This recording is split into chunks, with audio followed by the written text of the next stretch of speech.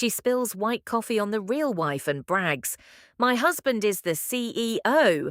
5 minutes later, he's on his knees begging. But the real knockout, $2 million embezzled plus hidden love child exposed. The moment the plane touched down at JFK, I already felt the city pulling at me again, like it never really let me go. I stepped out of the black Maybach onto the curb of Sterling Central Hospital just after 7 in the evening.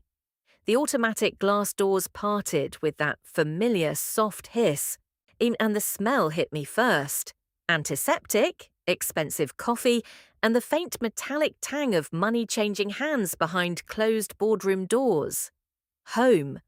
I had been gone for 3 months, Europe, mostly Zurich and London, putting out fires in our overseas divisions while pretending I wasn't watching the numbers here at home slide sideways.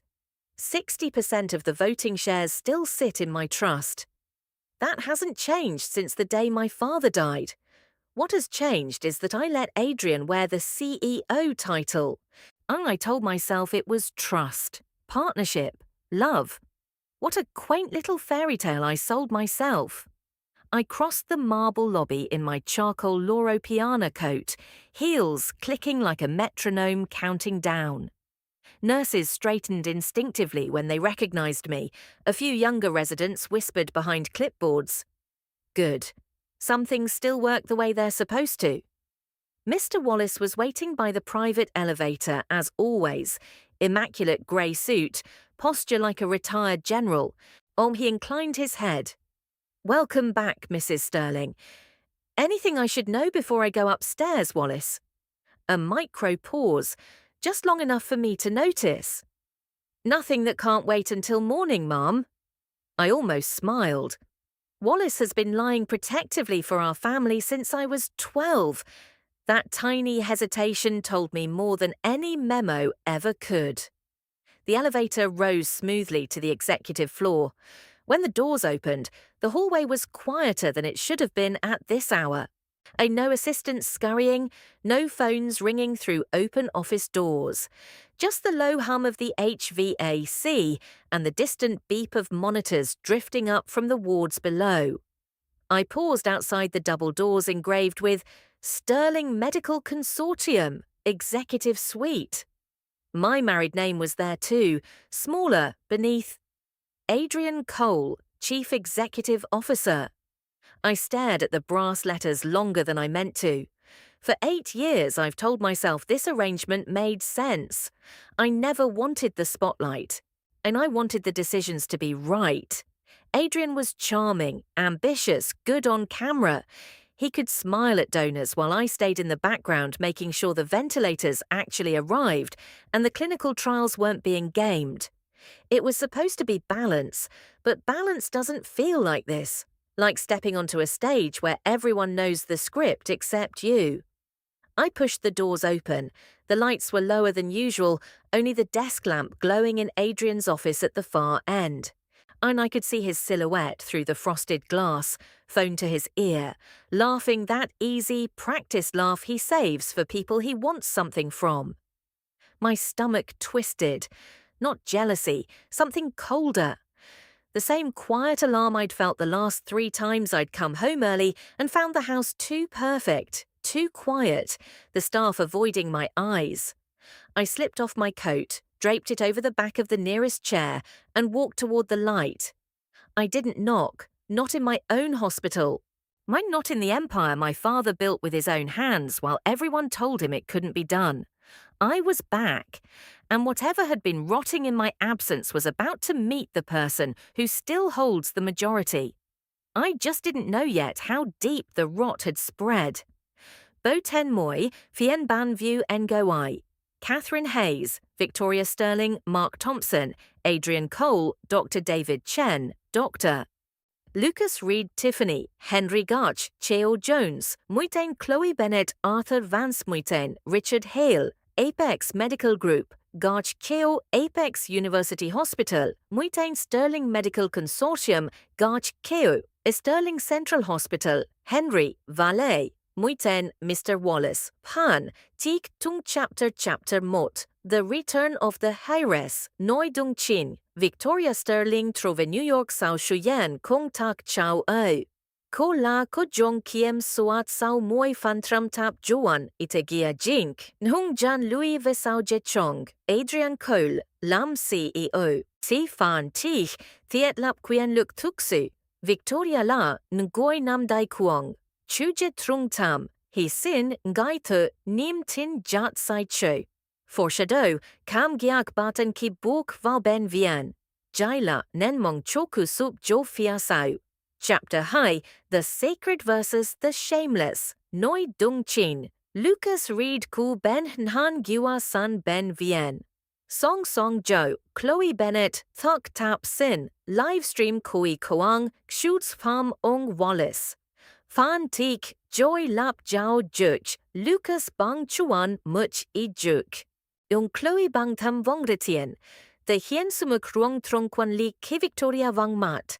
Lucas Jai Dien Cho Gia 3 Macha Victoria Jelai. Kan Nai Tau Sufan No Kua Kan Gia. Chapter by The Coffee Incident. Noi Dung Chin. Chloe Cotin Joka Fei Len Victoria Roy Vu Oan. Kwe Chong Toi La Xie O Adrian Cole. Fan Tich Sa Fei Trang. Biu Tuong Chodan Dubi Boy Ban. Chloe Tin Quien Luke Kua Jan Ong Bao Ke Ming. Victoria Hong Noi Gian Suira Ko Chuyen Sang Che Jo Fan Quiet. Quan Kak Nai La Jiem Bung No Kam Suk Jiao Tien. Chapter Bon, 5 minutes, Noi Dung Chin, Victoria Goi Adrian Shuang San. Kau Noi, come down here and see your new wife. Fan Tich, Ko Kong Kailat Mat Ngai Giwa San Ben Vien. Nam Fut Bang Jong Hojem Ngok Chosusup Jokwa Adrian. Tension Side Dung Kukman, Tuambosan Nhu Fong Shu An. Chapter Num The Slap, Noi Dung Chin, Adrian Suong Noi. A Ku Ming Han Tat Chloe, Choibo Kwan He. Fan Tich Adrian Lobanchat Hen Hat. Chloe Han Ra Min Chi La Kwan Ko. Quen Luke Kua Adrian Hoan Duan Sub Joki Han Fai Quick Sin Ta. Jai La Ku Character Assassination Huan Chin. Chapter So Evidence Noi Dung Chin. Richard Hell Jua Ho So. Chuyen Tian He Trio Jola Mai. Gondo Tai Kuan Offshore. Lucas Bosung Bang Chung Thiet Bi Ite Chua Tan Tuan. Fan Tich. Toin Go I Tin Dan Jenang Kap Than Tham O. Van Je Kong Kon La Hon Nahan. Mala Jiao Jukwa Sin Mang Ben Nahan. Lucas de Hien Tri Tue Them Lang. And Ja Am Tham Jie Trai. Jai La Ku Knockout. Chapter Bay. The Execution of a CEO, Noi Dung Chin, Victoria Kongbosa Thai Adrian Ngai Lap Tuk Vabon Hiem, Lucas Lam CEO Tam Thoi, Fan Tich Ko Tai Chiem Ngai Wang, Nan Vien Vutai Sui Rachin Nang Hia George Kong Han, Hin Han, Ngoi Janong Bi Keo Jin Hu Toi Pham, Biu Tuong, Kong Li Kong Kai. Chapter Tam, The Fallout, Noi Dung Chin, Adrian Fan Kong Bang Chien Ditch Boin Ho Tren Mang, Cat Gap Livestream, Tung Tin Victorian Goai Tin Voi Lucas. A Fan Tich, Han Chon Chien Tran Truyen Tong, Chuje, Quien Luke Truyen Tong Voi Sudat. Victoria Kong Tron Tran Suira Ko Chon Ho Bao, Jai La Kao Trao Tu Hai. Chapter Chin. The Press Conference, Noi Dung Chin, Lucas Kong Kai Thuan Han Jia Yeo, Victoria Moilam Num, Nahung Chua Tung Vot Gioi Han Jiao Juk. Sao Jo Kong Bo Bang Chung DNA, Adrian Ko Kon Rieng O Trai Tre. Fan Tik, Lucas Bang Hin, Mao Jan Ong Chin Truk. Adrian Mat Not Mant Nahan Pham Kuoi Xung. Victoria Kong kan tu bauve su that tu len tieng. Jai La John Ket Liu Dan Du. Chapter Moi, The Signature, Noi Dung Chin. Victoria Ki John Li Hon, Fong Tua Tai San. Adrian Mat Tak Sai Fan Tich, Ko Kong Chien Jiao Vi Jan Ong. Ko Chien Jiao Vi Di San Kuacha, Vi Ben Han, Vi Kon. Chu Je Kuoi, Fu Nunam Quyen, Nahung Kong Jan Mat Nahan Tin. ket thutsmo Lucas o ben nahung kong voi vang. Ja kap nahat thae kong bo ten moi fien ban view angoi. Min ja lu tom bo thai joy roy ken a. Ten chin thuks moi. Catherine Hayes tan Victoria Sterling. Sao moi fan tram ko jong. Nu kwang nhan lang lung. Mark Thompson tan Adrian Cole. CEO fan dien hen nahat. Dr. David Chen tan Dr. Lucas Reed. Bachisichin truk. Ontin Q Tam Lang. Tiffany Henry Garch Cheo Jones, Muiten Chloe Bennett, Tuk Tap Sin Tutam Livestream. Arthur Vance Muiten Richard Hale, Ngoi Jua Bang Chung. Apex Medical Group, Garch Cheo.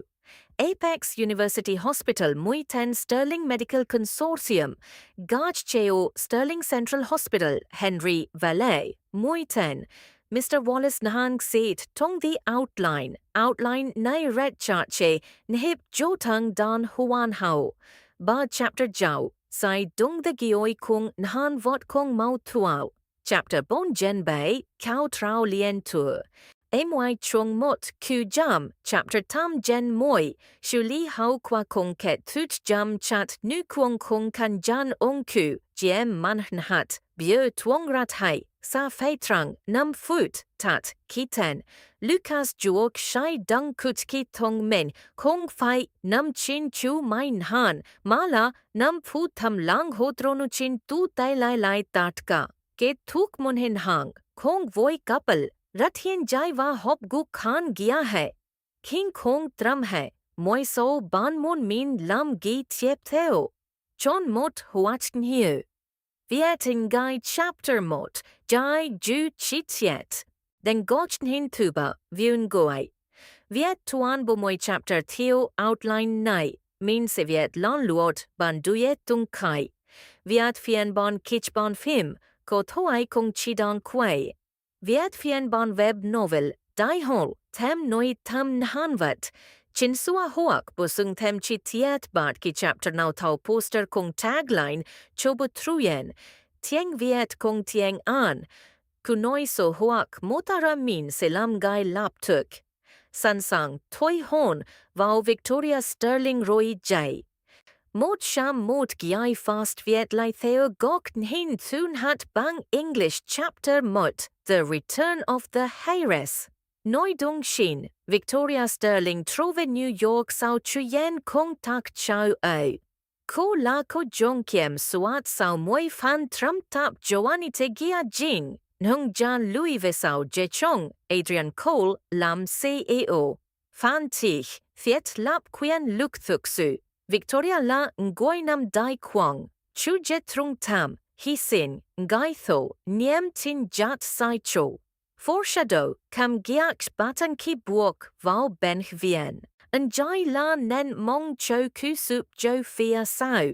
Here's Chapter 1 rewritten in first-person perspective from Victoria Sterling's point of view in English. Chapter 1 The Return of the Heiress.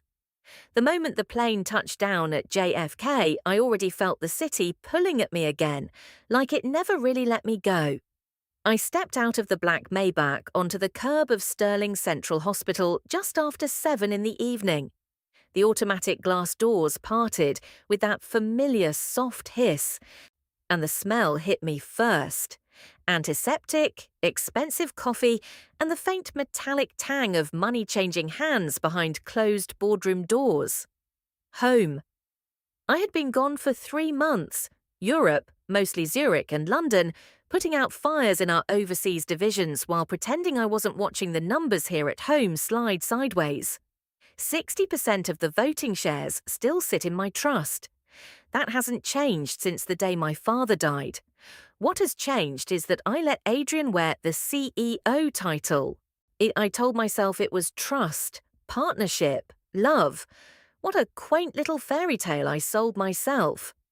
I crossed the marble lobby in my charcoal Loro Piana coat, heels clicking like a metronome counting down. Nurses straightened instinctively when they recognized me. A few younger residents whispered behind clipboards. Good. Some things still work the way they're supposed to. Mr. Wallace was waiting by the private elevator as always, immaculate grey suit, posture like a retired general. As he inclined his head, "Welcome back, Mrs. Sterling. Anything I should know before I go upstairs, Wallace?" A micro pause, just long enough for me to notice. "Nothing that can't wait until morning, ma'am." I almost smiled. Wallace has been lying protectively for our family since I was 12. That tiny hesitation told me more than any memo ever could. The elevator rose smoothly to the executive floor. When the doors opened, the hallway was quieter than it should have been at this hour. No assistants scurrying, no phones ringing through open office doors. Just the low hum of the HVAC and the distant beep of monitors drifting up from the wards below. I paused outside the double doors engraved with Sterling Medical Consortium, Executive Suite. My married name was there too, smaller beneath. Adrian Cole, Chief Executive Officer. I stared at the brass letters longer than I meant to. For 8 years, I've told myself this arrangement made sense. I never wanted the spotlight. I wanted the decisions to be right. Adrian was charming, ambitious, good on camera. He could smile at donors while I stayed in the background making sure the ventilators actually arrived and the clinical trials weren't being gamed. It was supposed to be balance, but balance doesn't feel like this, like stepping onto a stage where everyone knows the script except you. I pushed the doors open. The lights were lower than usual, only the desk lamp glowing in Adrian's office at the far end. I could see his silhouette through the frosted glass, phone to his ear, laughing that easy, practiced laugh he saves for people he wants something from. My stomach twisted, not jealousy, something colder. The same quiet alarm I'd felt the last 3 times I'd come home early and found the house too perfect, too quiet, the staff avoiding my eyes. I slipped off my coat, draped it over the back of the nearest chair, and walked toward the light. I didn't knock, not in my own hospital, not in the empire my father built with his own hands, while everyone told him it couldn't be done. I was back, and whatever had been rotting in my absence was about to meet the person who still holds the majority. I just didn't know yet how deep the rot had spread. End of chapter 1. This version keeps the slow burn tension, the foreshadowing of unease, and the central themes: sacrifice, misplaced trust, hidden power, while letting Victoria's sharp, controlled inner voice carry the narration. Let me know if you want chapter 2 in the same style or any adjustments. 998 milliseconds, fast viet lai theo gorch nin thun hat bang English. Chapter 2, The Sacred Verses, The Shameless, Noi Dung Chin. Lucas Reed Ku Bench Nhan Giwa Sanch Ben Vien. Song Song Jo, Chloe Bennett, Thuk Tup Sin, Livestream Kue Koang, Kshuk Pham Ong Wallace. Phan Tich, Joy Lap Jiao Juk, Lucas Bang Chuan Much I Juk, Chloe Bang Tam Vong Retien. The Hien Su Much Ruong Trong Quan Liki Victoria Vang Mat. Lucas Jai Dien Cho Gia Trimacha Victoria J Lai, Chan Nai Tao Sufan Nukua Khan Gia. Chapter Hai, The Sacred versus the Shameless. I didn't plan to walk straight into chaos the moment I stepped off the executive elevator. The main atrium of Stirling Central Hospital is usually calm at this hour, families murmuring in low voices, the soft chime of arriving elevators, the occasional squeak of a gurney wheel. Tonight it felt different, charged, like the air before a storm. And I was halfway across the polished marble when I heard the shout. "Code Blue! We need a crash cart, now!" A man in navy scrubs was already on his knees in the center of the lobby, hands pumping rhythmically on an elderly woman's chest. No hesitation, no looking around for permission, just compressions. Deep, precise, relentless. I recognized him instantly. Dr. Lucas Reed. Tall, steady, the kind of calm that doesn't shout. He'd been one of my father's last residents before Dad passed. And the one who always stayed late charting, never asked for credit, never once complained when budgets got slashed and equipment delayed. I hadn't seen him in person in over a year, but I'd seen his name on enough quality reports to know he was still carrying more than his share. A nurse shoved the crash cart toward him. Lucas didn't look up, just reached for the defibrillator pads, voice low and clear. Clear! The shock jerked the woman's body. He checked the rhythm. It resumed compressions without missing a beat. Around him, a small crowd had formed. Patients, visitors, a few staff members frozen in place. No one spoke. Everyone watched the man who refused to let death win in the middle of a public hallway. And then I noticed her. A young woman, early 20s, glossy ponytail, pale pink scrubs that looked brand new, standing maybe 15 feet away, phone raised high. The red dot of a live stream blinked in the corner of her screen. She was talking into the camera, voice bright and performative. "Guys, you're not going to believe this. Some old geezer just collapsed right in the lobby. Total drama. And look at this crusty old valet guy trying to play security. Like, sir, move. You're literally in my shot." She panned the camera down. There was Mr. Wallace, our head valet for 23 years, standing stiffly a few steps behind her, one hand raised in a polite but firm gesture, asking her to step back. His face was flushed, a jaw tight. He never raises his voice, ever. But I could see the humiliation in the way his shoulders hunched. The girl, Chloe Bennett according to the name floating across the bottom of her screen, laughed. A short, sharp sound. "OMG, he's actually mad. Babe, chill. This is content. People love hospital drama." She turned the camera back on herself, tilting her head, giving that practiced pout. "Smash that like button if you think old people should stay out of young people's way, right? And don't forget to follow. I'm dropping more tea from Sterling Central soon. CEO's wife is back in town too, apparently. Bet she's gonna love this vibe." My blood went cold. Not because of the live stream, not even because of the casual cruelty dripping from her voice. Because in the 3 months I'd been gone, this was apparently what passed for acceptable behavior in my father's hospital. Lucas didn't look up once during her entire performance. He was still working, bag valve mask now, rhythm restored, calling for epi while the code team finally pushed through the crowd. The woman's eyes fluttered open. A weak cough. Lucas exhaled. Only then did his shoulders drop a fraction. He glanced around, saw Wallace still standing there, saw the phone still recording, saw me. Our eyes met for half a second. No surprise in his expression, just quiet recognition. And something else. Something that looked a lot like relief. I didn't move toward him. I didn't need to. And instead I turned slowly toward Chloe. She hadn't noticed me yet. She was too busy checking the viewer count climbing on her screen, giggling at the flood of heart emojis. I felt the old, familiar switch flip inside me, the one my father used to call my boardroom calm. The anger didn't disappear. It simply went cold, precise, useful. 3 months away. 3 months of letting Adrian handle things. And this shameless little spectacle, was what had been allowed to grow in the cracks. I took one step forward, then another. Chloe finally looked up. Her smile froze when she realized who was standing in front of her. I didn't say a word. I didn't have to. The atrium had gone completely silent, except for the soft beeps of the monitor, now tracking the patient's heartbeat. Lucas rose to his feet, brushing his hands on his scrubs, and gave the crash team a quiet nod. Then he looked at me again, not asking for anything, just waiting, like he'd been waiting a long time. And in that moment I understood exactly what I had come home to protect.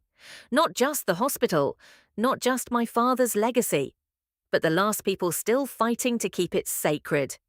I was still standing in the atrium, the echo of the code blue fading behind me, when she decided to make her move. Chloe Bennett had lowered her phone at last, probably because the viewer count had plateaued and she needed fresh drama. She spotted me again, this time really seeing me. The charcoal coat, the quiet authority, the way the crowd had parted without me asking. Recognition flickered across her face, followed by something sharper. Calculation. She smiled, bright, practiced, the kind of smile that gets likes, and started walking straight toward me, balancing a tall-to-go cup in one hand like it was a prop. "Mrs. Sterling, right?" her voice carried, sweet and loud enough for half the lobby to hear. "I've been dying to meet you. Welcome back." I didn't answer. I watched her approach the way you watch a storm cloud you already know is going to break. She stopped just inside my personal space, close enough that I could smell the vanilla syrup and the faint chemical sweetness of her perfume. Then, in one smooth, deliberate motion, she tilted the cup. Hot coffee, cream-heavy, pale latte, splashed across the front of my coat, soaking through wool to skin in seconds. It didn't burn badly, it was more shock than pain. But the white creamer streaked down the dark fabric like spilled milk on black marble. A deliberate stain, a mark. Gasps rippled through the onlookers. Phones lifted again. Chloe's eyes went wide in mock horror. She pressed her free hand to her chest. "Oh my God, I'm so sorry. I tripped. My heel caught on the floor. Are you okay?" Her voice cracked just right. Victim performance, level expert. Then she leaned in, dropping her tone to something conspiratorial, but still loud enough for the gathering circle to catch every word. "Don't worry, though. My husband will take care of this. He's the CEO here, Adrian Cole. He'll make sure everything's handled." She said his name like a title, like a shield, like it was supposed to make me shrink. I looked down at the spreading stain, white against charcoal, purity ruined, honor smeared in public for content and clout. Something inside me clicked. Not rage, not yet. Rage is loud and sloppy. This was colder and cleaner. The switch from observer to judge. I lifted my eyes to hers. She was still smiling, waiting for me to flinch, to apologize for standing in her way, to retreat like everyone else apparently had while I was gone. I didn't. Instead, I reached into my coat pocket, careful not to smear the coffee further, and pulled out my phone. I tapped the screen once, twice. The atrium speakers crackled faintly overhead. The hospital-wide intercom system I still had full admin access to. I spoke quietly. But the microphone picked it up crystal clear. "Adrian, come down to the main atrium, now." A beat of silence. Then my voice echoed through every corridor, every waiting room, every nurse's station. "Come down here and see your new wife." Chloe's smile faltered, just for a second. Then she doubled down, laughing nervously, glancing at the cameras still recording. "She's joking, guys. Total misunderstanding." I didn't look at her again. I simply stepped back one pace, and letting the coffee drip onto the marble instead of my shoes, and waited. The stain on my coat was nothing compared to the one she'd just painted on herself. 5 minutes, that's all I would give him. 5 minutes for the man I'd trusted with my father's legacy and my heart to walk into this room and choose which lie he wanted to live inside. I already knew which one he'd pick, and when he did, the real spill would begin. The words were already out of my mouth before I could second-guess them, and they echoed through the atrium speakers, calm, clear, unmistakable. "Come down here and see your new wife." I didn't shout. I didn't need to. The intercom did the work for me, carrying my voice into every corridor, every elevator, every break room on every floor.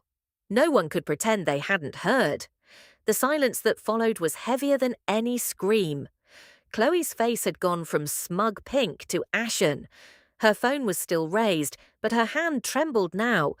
In the red recording dot blinked like a heartbeat about to flatline. She opened her mouth once, twice. Nothing came out. For the first time since I'd walked in, she looked small.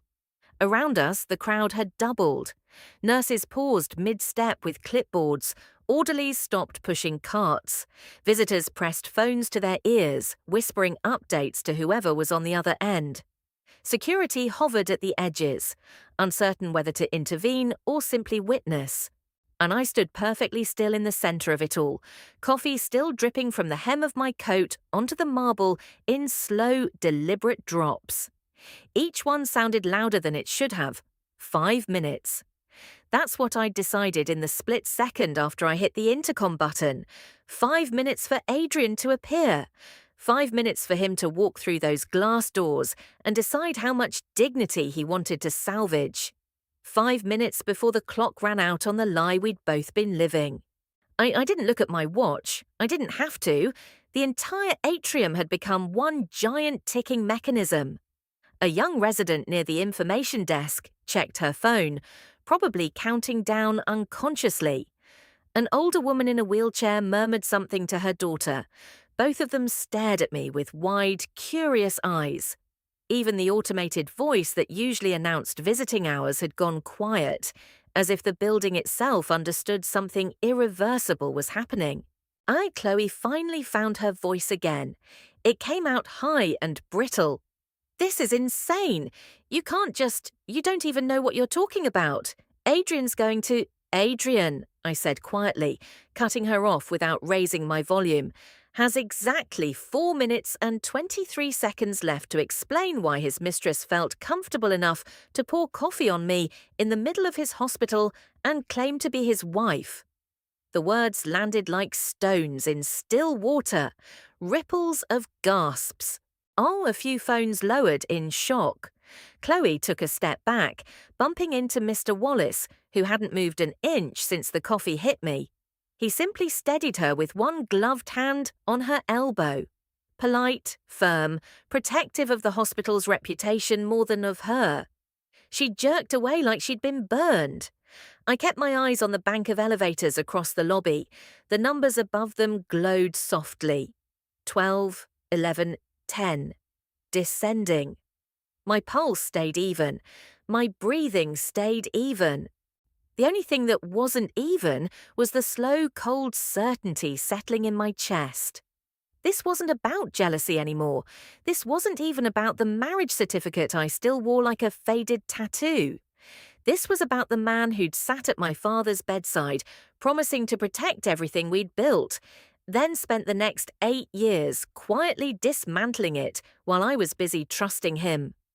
The elevator dinged, doors slid open, and there he was. Adrian Cole, tailored navy suit, perfect hair, in that practiced boardroom smile already half-formed, stepped out looking like a man who thought he could still talk his way out of anything. He saw me first, then the coffee stain, then Chloe, frozen 10 feet away.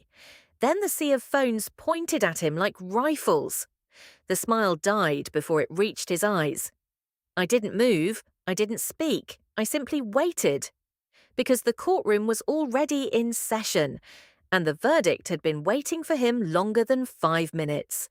Then the elevator doors had barely closed behind him before the atrium felt smaller, tighter, like the walls themselves were leaning in to watch. Adrian strode forward with that same measured confidence he used in every board meeting. Shoulders back, chin up, smile already forming like armor. But I saw the flicker in his eyes the second they landed on the coffee stain across my chest. Then on Chloe, still clutching her phone like a lifeline. And then on the circle of phones and faces that had turned this public lobby into an open courtroom. He stopped a few feet from me. "Victoria," he said, voice low, reasonable, the tone he always used when he wanted to sound like the adult in the room. "What is this?" I didn't answer right away. I let the silence stretch until it hurt. Chloe stepped forward first, too eager, too desperate. "Adrian, baby, tell her it's a misunderstanding. She's making a scene." He turned on her so fast I almost missed it. His hand cracked across her cheek with a sound that echoed sharper than any shout. Not hard enough to bruise, but hard enough to stun. Chloe's head snapped to the side. Her phone slipped from her fingers and clattered to the marble. The screen cracked on impact. The crowd inhaled as one. Adrian didn't look at her. He was already facing me again. A palms raised in that placating gesture men use when they think they can still talk their way out of blood. She's nothing, Vic. A delusional intern. I don't even know how she got that idea in her head. She's been harassing me for weeks. Attention-seeking. You know how these girls are. I never... Stop. One word. Quiet. Final. He stopped. I looked past him to Chloe. She was touching her cheek now, eyes wide and glassy, mascara starting to run in thin black tracks. For the first time since I'd walked into this hospital, she wasn't performing. She was realizing, in real time, in front of hundreds of witnesses, that she had never been the queen in this story. She had been disposable, a prop, a temporary shield he could throw under the bus the moment the headlights caught him. She stared at Adrian like she was seeing him for the first time. He didn't notice. He was too busy saving himself. "Victoria, please," he said, dropping his voice even lower, I stepping closer. "Let's take this upstairs. Private. We can talk. You don't want to do this here?" I tilted my head. "You're right. I don't want to do this here." His shoulders eased a fraction, thinking he'd won a reprieve. I continued, "Which is why I already did it over the intercom, and why every camera in this building is recording, and why the board will have this footage within the hour." His face changed then. The practiced calm cracked. Something raw and panicked flickered underneath. Vic," I cut him off, "get on your knees." The words hung there, simple and brutal. He laughed once, short, disbelieving. "You're not serious." I didn't blink. Around us no one moved, no security stepped in, no one dared breathe too loudly. The only sound was the faint, steady beep of monitors drifting from the nearby nurses' station, like a heartbeat monitor counting down someone else's life. Adrian looked left, right, searching for an ally in the crowd, found none. Then, and slowly, like a man lowering himself into cold water, he bent one knee, then the other. The tailored navy suit wrinkled at the thighs as he knelt on the marble in front of me, in front of everyone. "Victoria," he whispered, voice breaking now. "I'm sorry, I messed up. Please don't do this, not like this." I looked down at him, the man I'd married, the man I'd handed the keys to my father's empire, the man who'd just slapped a woman to buy himself a few more seconds of plausible deniability. And I felt nothing warm, nothing forgiving, just clarity. The kind that comes after years of willful blindness finally burns away. "You don't get to decide how this ends," I said. "You decided how it began. Every choice, every lie, every time you thought no one was watching." I stepped back one pace. "You have 5 seconds to stand up and walk out of this building under your own power. After that, security will escort you. And the moment you're outside those doors, you're no longer CEO. You're no longer anything here." His mouth opened, closed. No sound came out. Chloe was crying quietly now, ugly, hiccuping sobs, but no one looked at her anymore. All eyes were on the man on his knees. Adrian pushed himself to his feet, slowly, unsteadily. The CEO posture was gone. What remained was a man who suddenly understood how small he really was. He turned toward the exit. No one spoke as he walked away. The glass doors slid open, then closed behind him. And just like that, the illusion shattered completely. Not with fireworks, not with screaming, with silence, and the sound of one man's power dying on cold marble. The atrium hadn't emptied. If anything, more people had drifted in, drawn by the whispers spreading like wildfire through the corridors. Security had formed a loose perimeter now, not to stop anyone from watching, but to keep the growing crowd from pressing too close. Phones were still up. No one was pretending this wasn't happening. Adrian had made it only halfway to the exit when Richard Hale stepped out from the side hallway. He moved with the quiet certainty of a man who'd been waiting years for this moment. Dark suit, silver hair, briefcase in hand, the same Richard who'd handled my father's estate, who'd sat through every merger negotiation without ever raising his voice. He didn't look at Adrian, he looked straight at me. "Mrs. Sterling," he said, voice carrying without effort, I believe you'll want to see this before anyone leaves the building." He opened the briefcase on the nearest reception desk and withdrew a slim folder, thick enough to matter, thin enough to terrify. He handed it to me without flourish. I opened it. The first page was a wire transfer confirmation, $2 million from a Sterling Medical Consortium operating account to a personal account under Adrian Cole, dated 6 months ago. The memo line read, "Consulting Services." No contract attached. And the next pages were worse. Deed to a luxury condo in Miami Beach, purchased in cash, title transferred to Chloe Bennett 3 weeks after the wire. Bank statements showing monthly deposits into an offshore account in the Caymans. Emails between Adrian and a broker discussing discreet relocation options. Receipts for private flights, jewelry appraisals. All of it neatly chronological, all of it damning. I flipped through without expression. My hands didn't shake. Richard spoke again, still calm. The transfers began shortly after you left for Europe. I've been monitoring irregular activity since your father's passing. This is only what I could gather in the last 90 days. There's more." I closed the folder, looked at Adrian. He'd frozen mid-step. Face pale, mouth half open like he was still searching for the right lie. Before he could speak, another voice cut through the hush. "May I add something, Mrs. Sterling?" Lucas Reed stepped forward from the edge of the crowd, and he was still in the same navy scrubs from the code blue earlier, sleeves rolled, faint sweat stains at the temples, but his posture was steady.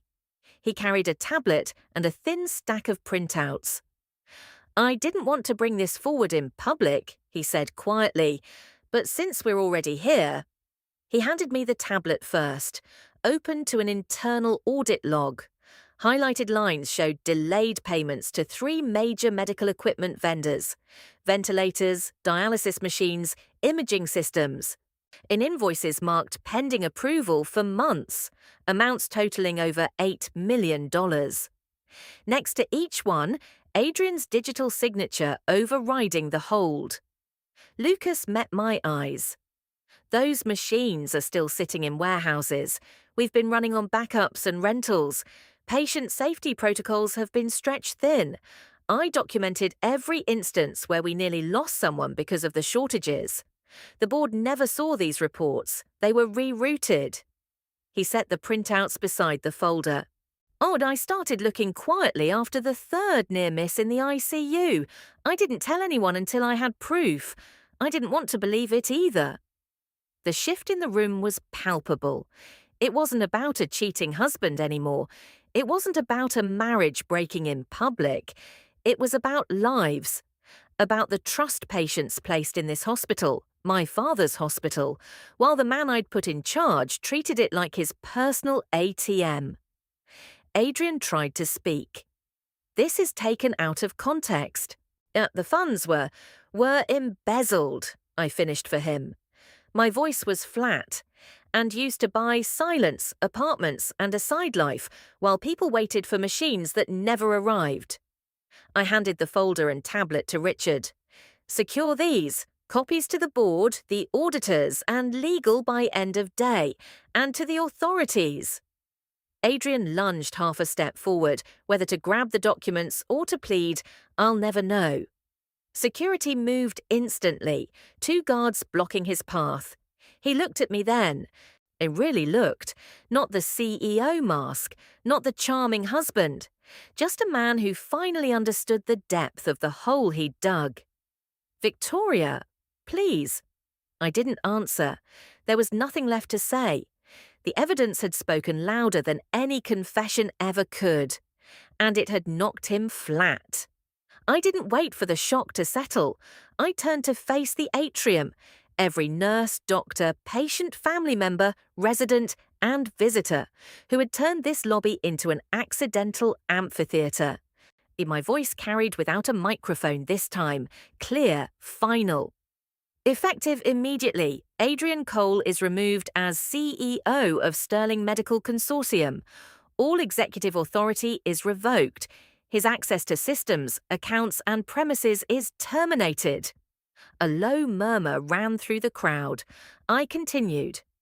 Dr. Lucas Reed will serve as interim CEO until the board convenes to appoint a permanent successor. He has my full confidence and backing. Lucas didn't react outwardly. No smile, no triumphant nod. And he simply inclined his head once, quiet acceptance. The same way he'd accepted every impossible shift, every budget cut, every life he'd fought to save. The applause started small. 2 nurses near the elevators. Then a resident joined. Then a cluster of orderlies. Within seconds, it rolled across the entire atrium like thunder catching. Not wild cheering, not celebration, recognition, relief, justice, finally wearing a face. Adrian stood there, flanked by security, hands loose at his sides. In the tailored suit suddenly looked too big on him. One of the guards spoke low. "Sir, you need to come with us." He didn't resist. They didn't handcuff him. There was no need. But they walked him out the way you walk a criminal through a courthouse. One on each side, firm grip on the arms, heads down. His steps were mechanical. He didn't look back. Didn't look at Chloe, who was still standing frozen near the reception desk, mascara-streaked and invisible now. The glass doors opened. He passed through. They closed behind him with a soft pneumatic sigh. The sound felt final, like the ceiling of a vault. I exhaled, only then realizing I'd been holding my breath. The applause faded slowly, replaced by quiet conversations, people hugging, a few wiping tears. Someone started a slow clap again. It didn't catch this time. The moment had passed. I looked at Lucas. He was already moving toward the elevators, tablet in hand, and already thinking about the next steps, restoring vendor payments, auditing the rest of the executive accounts, briefing the department heads. He paused when he reached me. "Mrs. Sterling," he said softly, "I'm sorry it came to this." "Don't be," I replied. "It was always going to." He nodded once, no more words needed. I watched him walk away, back straight, purpose steady. Then I looked around at the hospital that had been my father's dream. It wasn't mine yet, not fully, but the throne was empty now, and I had just stepped back onto it, in front of everyone who mattered. I didn't go straight back to the executive suite after Adrian was escorted out. I stayed in the atrium a few minutes longer, long enough to watch the crowd slowly disperse, to see nurses hug each other quietly, to catch the way a few patients' families nodded at me with something like gratitude. Then I turned to Richard. "Get the legal team on the line. A full audit freeze on all executive accounts, and prepare a statement for the board. I want it ready by morning." He nodded once. "Already in motion." Lucas had disappeared toward the administrative wing, probably already pulling reports, already trying to fix what had been broken for months. I let him go. There would be time to talk later. I took the private elevator up to my father's old office, the one I'd never fully claimed, the one Adrian had redecorated with too much chrome and too little soul. I sat behind the desk, opened my laptop, and started scanning the first wave of notifications. They hit fast. Twitter, still called that by most people even after the rebrand, was already exploding. Clips from Chloe's livestream had been edited, spliced with old photos of me and Lucas at a hospital gala 3 years ago, cropped to look intimate. The caption screamed, "Sterling Harris caught cheating with doctor while husband begs on his knees." Hashtags, #Victoria. The cheater, #Sterling Scandal, #Adrian Cole victim. Screenshots of fabricated text messages, blurry stills from security footage that had somehow leaked, showing Lucas and me in a hallway conversation. Heads close, nothing inappropriate, but angle and timing made it look conspiratorial. Anonymous accounts spreading the narrative. Victoria had been sleeping with Lucas for years, used him to orchestrate Adrian's downfall, planned the whole public humiliation to cover her own affair. It was coordinated, too clean, too quick. Adrian hadn't wasted a second. He'd chosen the battlefield he knew best, the screen, where truth bends easier than steel, where a 30-second edit can rewrite 8 years of marriage. I closed the laptop for a moment and stared out the floor-to-ceiling windows at the New York skyline, lights flickering like a million tiny judgments. And my phone buzzed non-stop. Board members, PR team, old friends texting variations of, "Are you okay?" and "Do we need to respond?" I wasn't okay, but I wasn't hiding either. I opened my email and typed one line to the head of communications. "Schedule a press conference. Tomorrow 10 a.m. main atrium. Full media access. No questions off limits." Sent. Then I stood up, walked to the small private bathroom attached to the office, and looked at myself in the mirror.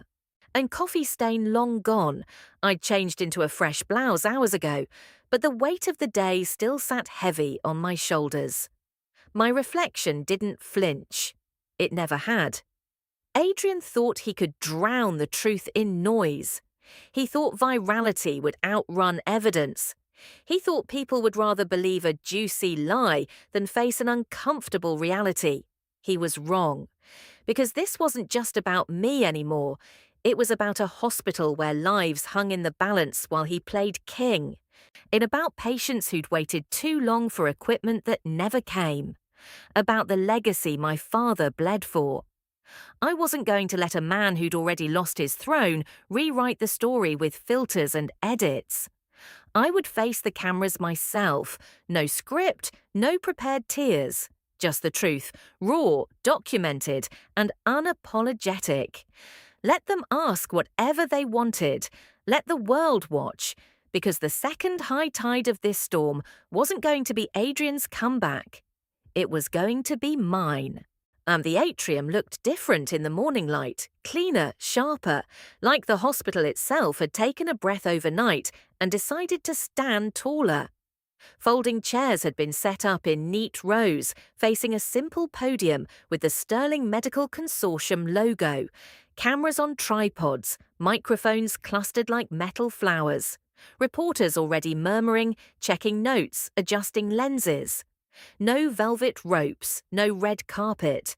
Just truth laid bare under fluorescent and natural light.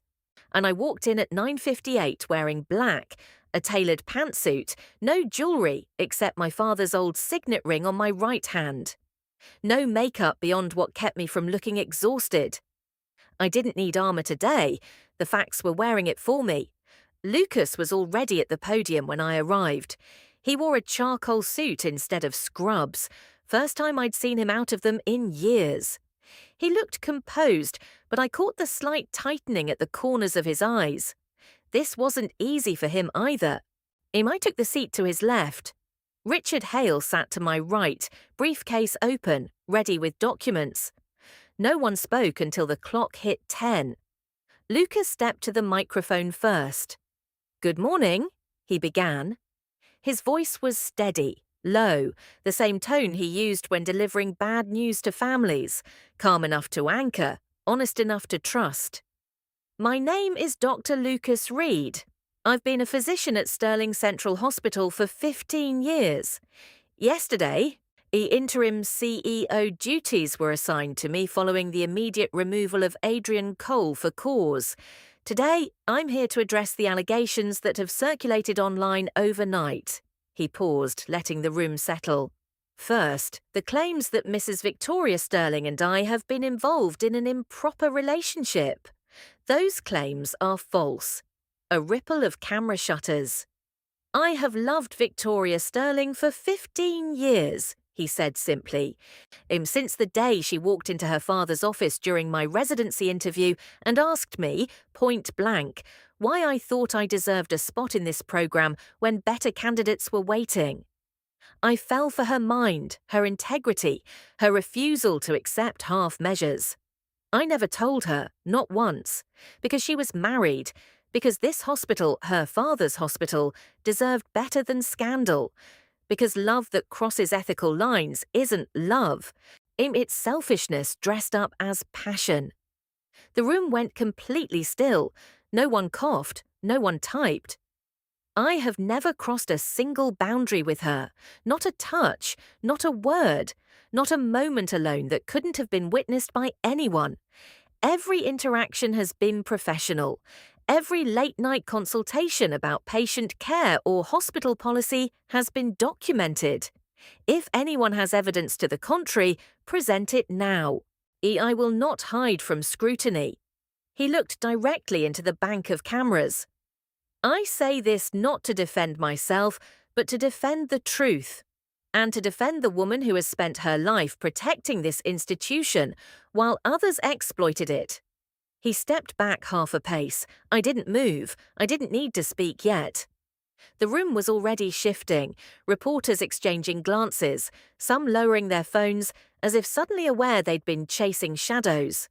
Lucas opened the folder Richard passed him. Second point, he continued. Last night, after Mr. Cole's removal, additional evidence came to light regarding his personal conduct. Among the financial irregularities already disclosed, we discovered he has a child, a 4-year-old boy, currently residing in a state-funded children's home in upstate New York.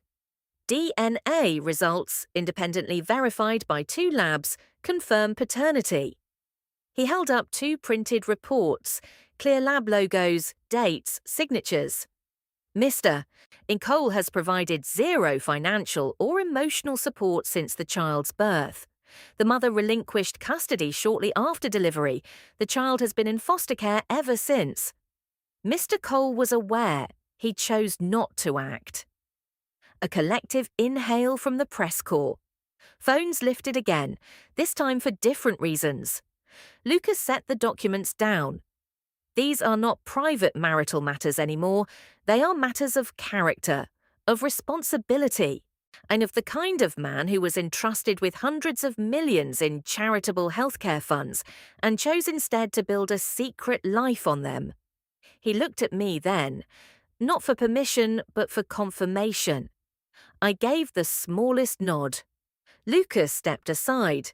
I rose slowly and took the podium. I didn't thank anyone. I didn't offer platitudes. I simply said, everything Dr. Reed has stated is accurate and supported by documentation already in the hands of authorities and the board. I will not be taking questions about my personal life because it is no longer relevant. What is relevant is this hospital. What is relevant is every patient who trusted us while funds meant for their care were diverted.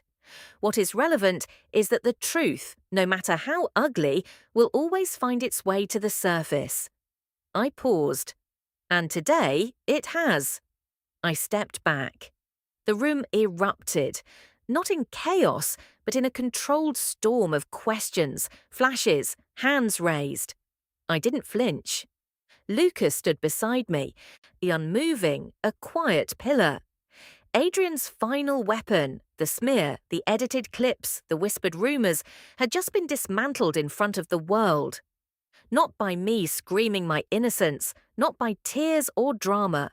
By a man who chose honour over opportunity, by documents that didn't lie, by the simple, devastating weight of reality. His honour didn't just crack today, it shattered completely. And the sound it made was silence, followed by the click of 100 shutters capturing the end of his story. The lawyer's office was on the 42nd floor of a glass tower downtown, floor-to-ceiling windows, pale wood, the kind of sterile luxury that makes everything feel final. I arrived alone at 8:15 a.m. Richard Hale was already there, documents spread across the conference table like a map of a war that had already been won. The divorce petition sat in the centre, clean black ink on cream paper. No drama, no accusatory language, just the facts, irreconcilable differences, an irretrievable breakdown, and the dissolution of a partnership that had never truly been equal. I read every line twice, not because I doubted them, because I wanted to feel the weight of each one. Adrian had signed nothing yet. He'd been served papers at the hotel where he'd checked in after leaving the hospital, courtesy of security footage that showed exactly when and how he'd left. His lawyer had tried to negotiate alimony, a severance package, shared custody of nothing we ever had together. And I refused everything except what the law required and what justice demanded. I picked up the pen. The signature came easily. No hesitation, no flourish. Just my name, Victoria Sterling, in the same steady hand I'd used to sign board resolutions, patient consent forms, and my father's eulogy. I set the pen down. Richard slid the asset freeze orders across next. Every joint account, every trust disbursement tied to Adrian's name, every share he'd been gifted during the marriage, locked. Forensic accountants were already tracing the offshore trails. The condo in Miami would be sold, proceeds returned to the hospital foundation. The $2 million wire transfer, already clawed back through emergency injunction. Whatever remained of his personal wealth would be tied up in litigation for years.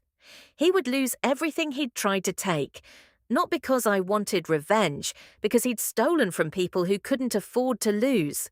I looked out the window at the city below, taxis crawling like ants, people hurrying to lives that didn't revolve around boardrooms or betrayals.